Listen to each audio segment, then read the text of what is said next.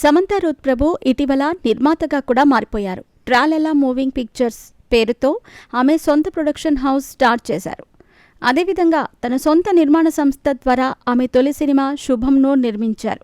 ఈ movie horror కామెడీతో తెరకెక్కనుంది. ఈ మూవీకి ప్రవీణ్ కండ్రేగుల దర్శకత్వం వహిస్తున్నారు. ఈ క్రమంలో ప్రస్తుతం తాజాగా ఎక్స్లోకి రీఎంట్రీ ఇవ్వటం ప్రస్తుతం హాట్ టాపిక్గా మారింది. ఇప్పటికే సమంత 2012లో ఎక్స్లో ప్రొఫైల్ క్రియేట్ చేశారు. కానీ ఆ తర్వాత ఏం జరిగిందో కానీ అన్ని పోస్టులు సైతం డిలీట్ చేశారు.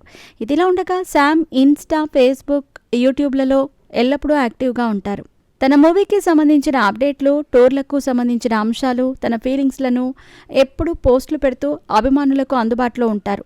ఈ క్రమంలో శామ్ మరలా ఎక్స్లోకి రీఎంట్రీ ఇవ్వటంతో అభిమానులు పండుగ చేసుకుంటున్నారు. ఇక సినిమాల విషయానికి వస్తే విజయ్ దేవరకొండతో చేసిన ఖుషీ సినిమా తర్వాత వరుసగా వెబ్ సిరీస్లలో బిజీగా ఉన్నారు.